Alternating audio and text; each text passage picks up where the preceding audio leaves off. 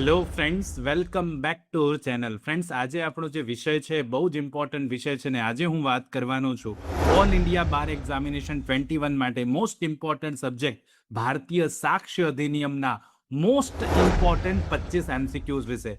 Yes friends, mock test number 7માં પણ આપણે BSA 2023ના મોસ્ટ ઇમ્પોર્ટન્ટ 25 MCQ સમજ્યા.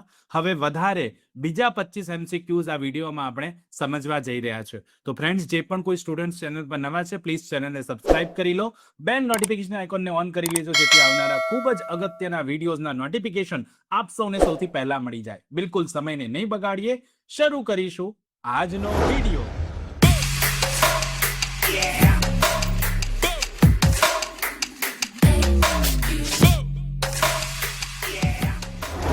ફ્રેન્ડ્સ, સૌથી પહેલો ક્વેશ્ચન છે, એક જીવિત વ્યક્તિ જ્યાં સુધી તેના વિશે 7 વર્ષથી કંઈ સાંભળવામાં ન આવે, એક વ્યક્તિ જીવિત છે જ્યાં સુધી તેના વિશે 7 વર્ષ સુધી કંઈ સાંભળવામાં ન આવે, તે કાયદાનું અનુમાન છે, કુદરતી અનુમાન છે, હકીકતનું અનુમાન છે કે ઉપરોક્તમાંથી કોઈ નહીં?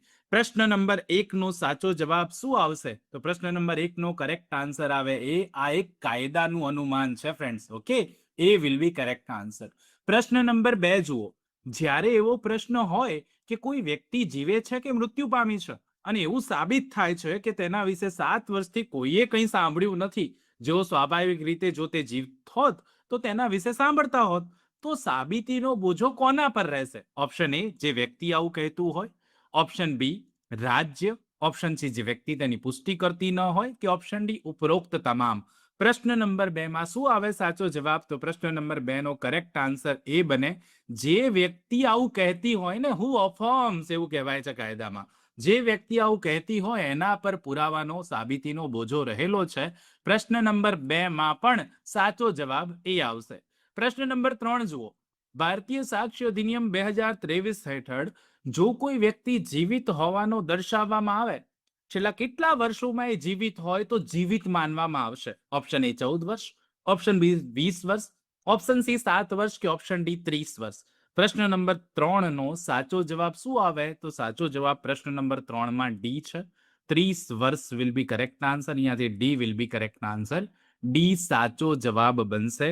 ક્વેશ્ચન નંબર 3 ઇમ્પોર્ટન્ટ ક્વેશ્ચન અને ખાસ યાદ રાખવા જેવો પ્રશ્ન આપણને પૂછાય તો આવડવો જોઈએ. પછી પ્રશ્ન નંબર 4 જુઓ. ભારતીય સાક્ષ્ય અધિનિયમ 2023ની કલમ 111 એવી પરિસ્થિતિ વિશે વાત કરે છે જ્યાં એક વ્યક્તિ બીજી વ્યક્તિની ખાલી જગ્યામાં ઊભી હોય. એક્ટિવ ફેથમાં, નિષ્ક્રિય વિશ્વાસમાં, એક્ટિવ કોન્ફિડન્સમાં કે આત્મવિશ્વાસમાં? તો પ્રશ્ન નંબર બહુ અગત્યનો છે, 4 નંબર. સાચો જવાબ શું આવે? તો સાચો જવાબ આવે સક્રિય વિશ્વાસ, જેને આપણે એક્ટિવ ફેથ કહીએ છીએ. A will be correct answer in question number 4. Question number 5 જો. એ નામના વ્યક્તિ પર ટિકિટ વિના રેલવેમાં યાત્રા કરવાનો આરોપ છે.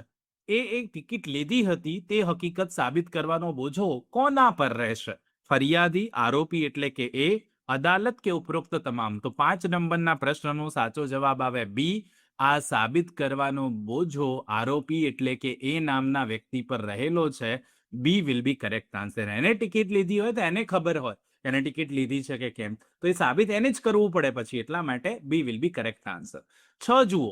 ફોજદારી કેસોમાં આરોપીએ સાબિત કરવાની જવાબદારી, ખાસ કરીને જવાબદારી હોય છે કે તેનો કેસ કોઈ પણ સામાન્ય અપવાદમાં પડે છે, કોઈ પણ ખાસ અપવાદમાં પડે છે, કોઈ કલમના કોઈ અપવાદમાં પડે છે કે ઉપરોક્ત તમામ? તો 6 નંબરના પ્રશ્નમાં સાચો જવાબ બહુ જ ઇમ્પોર્ટન્ટ છે. સાચો જવાબ ડી બનશે, ઉપરોક્ત તમામ. એટલે આરોપીએ સાબિત કરવું પડે કે એનો કેસ સામાન્ય અપવાદમાં છે, ખાસ અપવાદમાં છે, કોઈ કલમની કોઈ પણ જોગવાઈમાં અપવાદ આવે છે તેમાં પડે છે. કોણ સાબિત કરશે? તો કે છે આરોપીએ સાબિત કરવું પડે. એટલે આ બધું જ સામાન્ય અપવાદ કોન્સેપ્ટ હોય ને અપવાદનો, તો આરોપીએ સાબિત કરવાનો છે. 6 માં સાચો જવાબ ડી બનશે. 7 જુઓ. ભારતીય સાક્ષ્ય અધિનિયમ 2023 હેઠળ એલઈબી એટલે એલ્સવેર, બીજી જગ્યાએનો બચાવ સાબિત કરવાનો બોજો નીચે પૈકી કોના પર છે? ફરિયાદ પક્ષ, ફરિયાદી, સાક્ષી કે આરોપી? તો 7 નંબર પણ બહુ અગત્યનો પ્રશ્ન છે. એલઈબી, પ્લી ઓફ એલઆઈબી લેવી હોય તો કોણ લઈ શકે? તો આરોપી. એને સાબિત કરવાનો બોજો આરોપી પર છે. 7 માં પણ સાચો જવાબ ડી આવશે. 8 જુઓ. ભારતીય સાક્ષ્ય અધિનિયમ 2023ની કલમ 108 નીચે પૈકી કોને લાગુ પડે છે? ફોજદારી કેસો, દીવાની કેસો, ઉપરોક્ત બંને કે ઉપરોક્ત પૈકી કોઈ નહીં. તો 8 નંબરનો પ્રશ્ન હોય તો અહીંયા સાચો જવાબ એ આવે, આ ફોજદારી કેસોને લાગુ પડે છે કલમ 108. એ વિલ બી કરેક્ટ આન્સર. હવે 9 જુઓ. ભારતીય સાક્ષ્ય અધિનિયમ 2023ની કલમ 104 હેઠળ સાબિતીનો બોજો ઓપ્શન એ ટ્રાયલ આગળ વધે તેમ બદલાતો રહે, ઓપ્શન બી ક્યારેય શિફ્ટ થતો નથી, ઓપ્શન સી શિફ્ટ થઈ શકે, કે ઓપ્શન ડી એ અને સી બંને સાચા છે. તો 9 નંબરના પ્રશ્નમાં સાચો જવાબ બી આવે, આ ક્યારેય શિફ્ટ થતો નથી. બી વિલ બી કરેક્ટ આન્સર. 104 ની વાત છે ત્યારે. હવે 10 જુઓ. ભારતીય સાક્ષ્ય અધિનિયમ 2023ની કલમ 103 એવી જોગવાઈ કરે છે કે વસિયતનામું બનાવવા અંગે પ્રકરણ 6 માંની કોઈ પણ બાબત કયા કાયદાની જોગવાઈઓને અસર કરશે નહીં. આ કલમ 103 નો પ્રશ્ન છે. હિન્દુ ઉત્તરાધિકાર અધિનિયમ 1956, ભારતીય ઉત્તરાધિકાર અધિનિયમ 1925, ભારતીય નોંધણી અધિનિયમ 1908 કે પછી ઉપરોક્ત તમામ કાયદાઓ. 10 નંબરના પ્રશ્નનો સાચો જવાબ બી બને. ઇન્ડિયન સક્સેશન એક્ટ જે છે ને એ અહીંયા સાચો જવાબ બને.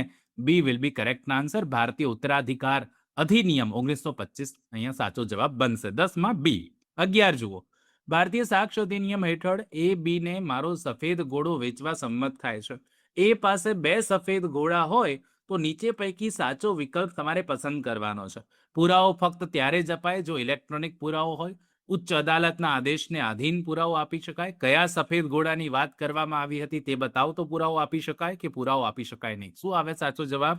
તો 11માં કરેક્ટ આન્સર સી આવે. જ્યારે વ્યક્તિ પાસે 2 સફેદ ઘોડા હોય તો ક્લેરિટી કરવી જરૂરી છે. એટલે કયા ઘોડાની વાત થઈ રહી છે એ બતાવતો તમે પુરાવો આપી શકો છો. She will be correct answer.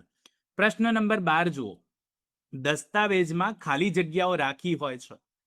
શું તે કેવી રીતે ભરવાની છે તે દર્શાવવા માટે કોઈ પુરાવો આપી શકાય? કોઈ દસ્તાવેજમાં ખાલી જગ્યાઓ રાખી છે તો કોઈ પુરાવો આપી શકાય? ના, પુરાવો ના આપી શકાય. હા, પુરાવો આપી શકાય અદાલતની વિવેક બુદ્ધિ આધારિત કે ઉપરોક્ત પૈકી કોઈ નહીં. તો 12 નંબરના પ્રશ્નનો સાચો જવાબ એ આવે કે અહીંયા કોઈ પુરાવો આપી ના શકાય. તો તમે દસ્તાવેજમાં ખાલી રાખી જગ્યાઓ તો પછી તમે એવો પુરાવો લઈને જાઓ કે સાહેબ મારે તો આ લખવાનું હતું, અહીંયા મારો લખવાનો મિનિંગ અહીંયા આ જગ્યા એટલા માટે રાખી છે કે આ લખવાનું હતું. તમે શું એવો પુરાવો આપી શકો? તો કે છે ના, આવો પુરાવો ન આપી શકાય.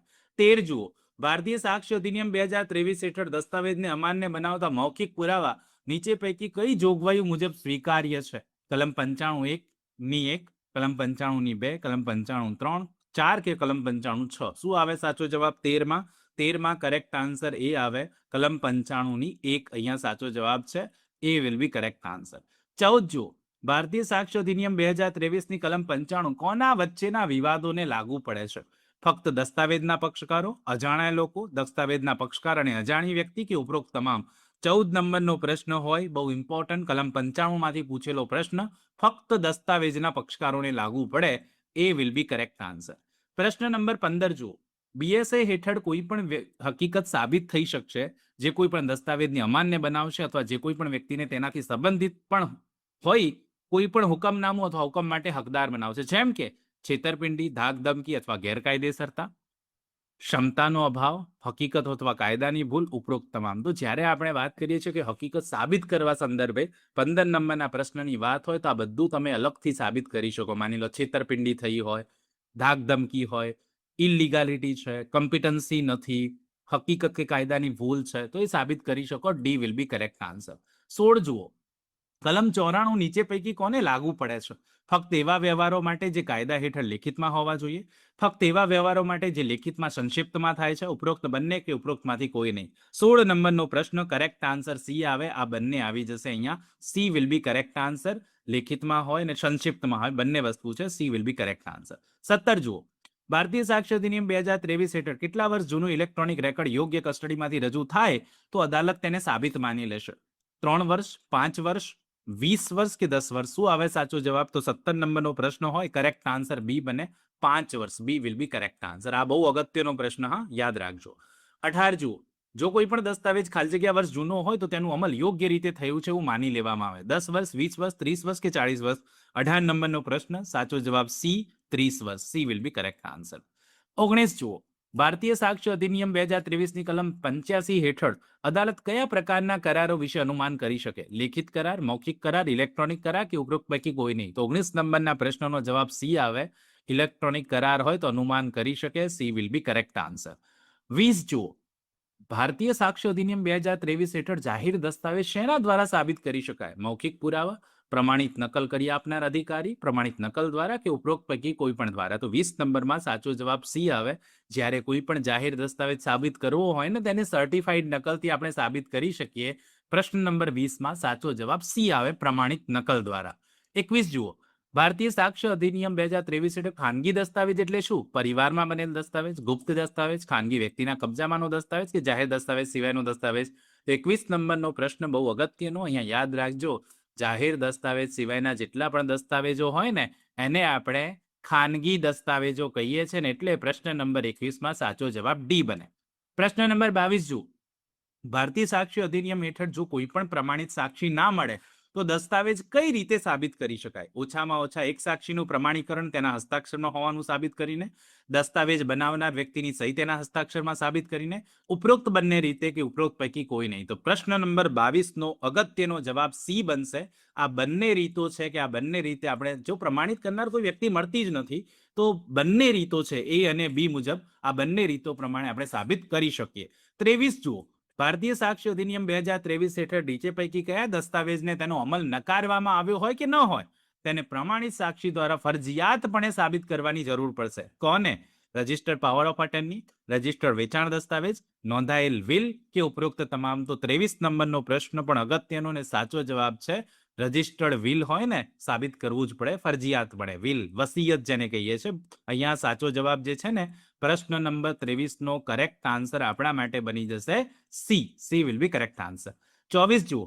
ભારતીય સાક્ષ્ય અધિનિયમ હેઠળ મૂળ દસ્તાવેજમાંથી બનાવેલી ફોટોકોપીઓ ખાલી જગ્યા ગણાય?